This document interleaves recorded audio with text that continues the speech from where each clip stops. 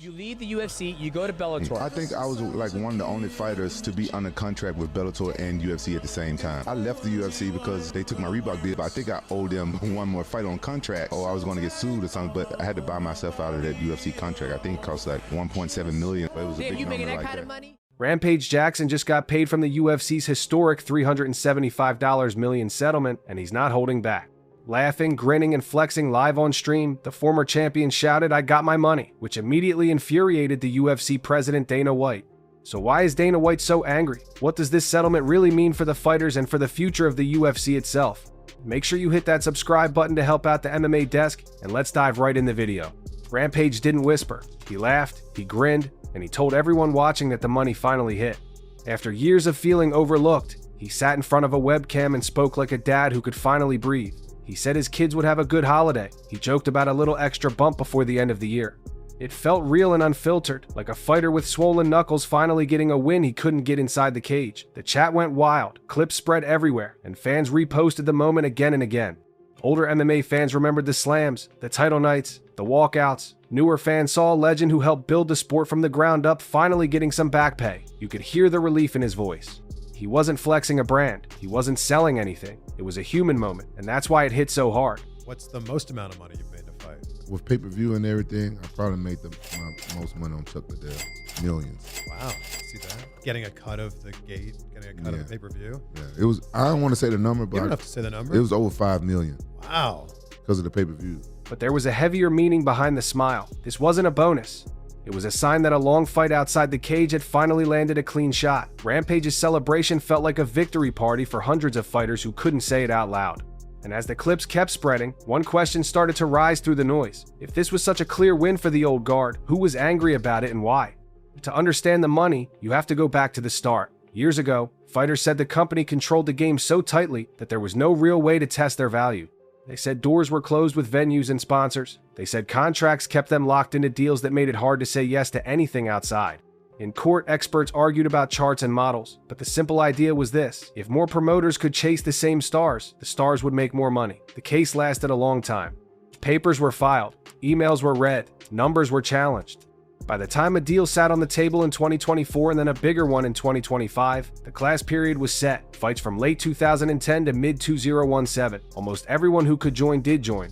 He was offered $50 million to come back, and he said no because the promise he makes is dead. Now, between me and you and everybody else watching, if you made a promise to your father and, you know, RIP, I'd be like, Dad, sorry. It wasn't a flat split. It looked at who fought, how much they made then, and how big their draw was. Some checks were huge, even over 8 figures for a few legends. Many were smaller but still life-changing for people who fought on early cards and went home with bruises and bills. When approval finally came in 2025 and payments started to roll out, it felt like a verdict on an entire era. The message was simple, the growth was real, but the pay didn't match the risk. The money that landed in bank accounts wasn't charity, it was the bill coming due. On camera, the boss tried to keep the message clean. This is good, everything's fine, fighters will do better. Off camera, the mood wasn't so warm. Imagine watching clip after clip of former stars cheering as they cashed checks tied to a case your company fought for years. Imagine headlines focusing on old policies, old contracts, and the idea that the sport's big jump left the workers behind. That kind of story can sting. If the fighters want to tell them what they get paid, they can. But you notice none of the fighters ever do tell them what they get paid? They don't tell them anything. You provide health insurance, all their training. Supplements, physical therapy, all that stuff. Everything's free here. So we have a performance institute here. We have one in China. We're opening one right now in Mexico City. We're opening one in Abu Dhabi. And then next year or the year after, I want to open one in Africa. So the pushback turned to a promise. Bonuses will go up. Fighters will see more. Bigger performance checks sound great in a press hit. They grab attention. But the questions from fighters and reporters were basic. Does base pay go up? Do rookies still start at 10 and 10, 10 to show, 10 to win? Do champions still rely on points from pay-per-view when the whole media model is changing? Who gets a raise and how much? When simple questions stay fuzzy, it makes fans suspicious. Fighters are even more suspicious because they live with the fine print. They don't care about slogans. They care what shows up on the contract and what lands after taxes. And here's the quiet part. When your company pays a big settlement, it means something about the past wasn't fair. So hearing this is good for fighters without hard numbers can feel like a smile with a closed fist. On stream, Rampage's laugh sounded free. In boardrooms, that same laugh probably sounded too loud. Then came the monster deal that changed the math again. The company locked in a huge media rights package that would move events into a new home and pour in cash every year. Do you make enough money? No, absolutely not. Do you make enough money? I mean, Absolutely not. I want you to meet the guy that goes, oh, I'm good. I make plenty of money. I don't need another dime. We built a business model where they share. If you're the champion, you share in the pay-per-view revenue. You eat what you kill. For fans, cheaper access sounded amazing. No more stacking full-price pay-per-views on top of subscriptions. For the business, guaranteed money meant stability and scale. But when people broke down the numbers, a tough picture appeared. If the top line doubles and fighter pay only bumps a little, then the slice for fighters can shrink as a percentage even if the dollar amount rises. That's how percentages work. Fighters asked, if basketball players get about half and football players get close to half, why do we sit around 15%? Reporters asked, if the bonus jumps from 50 to 100,000, is that a headline or a fix? Rampage pitched a bold idea, make the of the night checks $1 million. It's a tiny piece of a billion-plus pie, and it would change lives. Imagine what $2 million per card would do for risk-taking, for action, for finishes. Some fans said it's unrealistic. Others said it's the only way to balance caution with courage. Another wrinkle, growth on social media. The old partner had huge reach. The new setup might not blast highlights as far or as fast. That matters for fighter brands, and brands matter for sponsors. Less reach can mean fewer deals. The deal is great for the company, it might be great for fans. But for fighters, the scoreboard still looks lopsided, and when the money tilts too far for too long, something else always gives. I was getting paid, bro. With pay-per-view, yeah, I was smashing it, but Bellator paid me, they paid me more than UFC paid me, though. I never did this to show I get this, and if I win, I get that. Or I win or lose, I'm gonna get paid. You could feel that give on a recent fight week that turned strange. Odds moved in ways that didn't look normal. Integrity monitors flagged the traffic. Calls were made. Questions were asked. Are you hurt? Do you owe anyone money? Did someone approach you? The fighter said no, then lost fast in a way that set off alarms. Big books ended up refunding bets. A commission froze a purse. The promotion cut a contract. The company called the feds. Suddenly, this wasn't just a bad night. It was a threat to trust. When sports fans think a result might be dirty, the whole show is at risk. And then other fighters started talking about old offers they had turned down tens of thousands to take a dive back when they were making barely enough to cover camp. It's easy to say, just tell the cops. It's harder when you're broke, when your future depends on a matchmaker's call, when you're scared of getting blacklisted.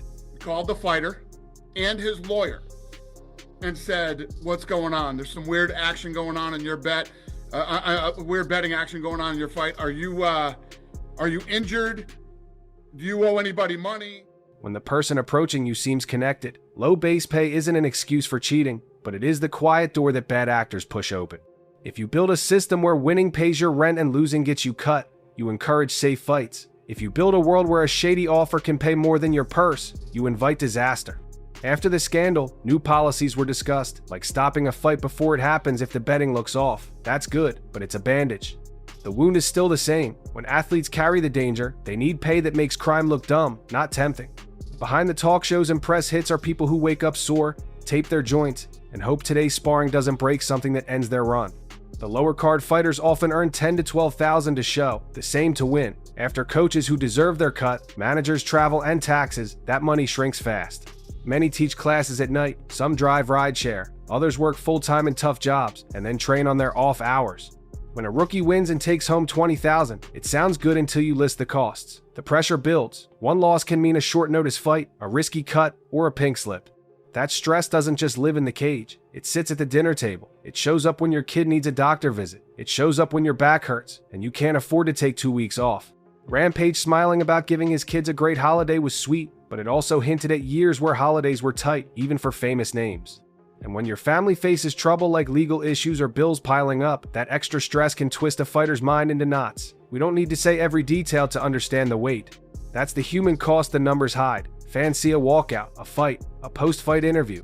They don't see the ice baths at 2 a.m., the call from a landlord, or the look on a kid's face when you say, maybe next month. The sport sells courage. The check should show respect. Until that gap closes, every happy moment will have a shadow. There's another case moving now, and it covers the fighters who came after the first group. They want the same thing the older class wanted, a fair shot to earn what they're worth in a market that actually lets them negotiate. Discovery takes time, courts move slow.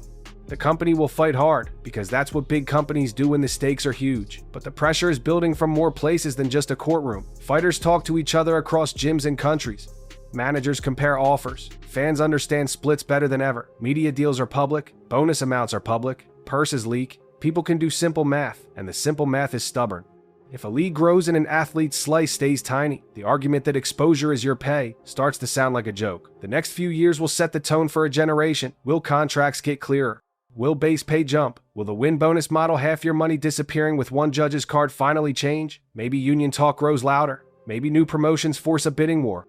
Or maybe nothing changes until another judge slams the gavel. That's the crossroads. Rampage's celebration was a look back at an old fight that finally paid out. The next fight is happening right now. Paper against paper, number against number, story against story. And if history tells us anything, it's this. The truth gets out, the pressure builds, and even the biggest walls crack when enough hands push.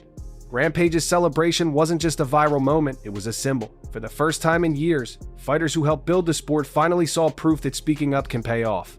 But as Rampage smiled on stream, the rest of the MMA world saw the other side of the story. A billion-dollar company still fighting to keep control, a roster of fighters still struggling to make ends meet, and a growing tension that's bigger than any single paycheck. The truth is, this settlement isn't the end of anything. It's the start of a new era where fighters are realizing their power, fans are asking harder questions, and the UFC can't hide behind "that's just business" anymore. Rampage might have gotten his money, but the real fight, the one for fairness, transparency, and respect, is still in the early rounds, and the next move could change the sport forever. If you want to stay ahead of every twist, every leak, and every behind-the-scenes story in MMA, make sure you hit that subscribe button, turn on notifications, and join the family here at MMA Desk, where we uncover what's really happening behind the cage.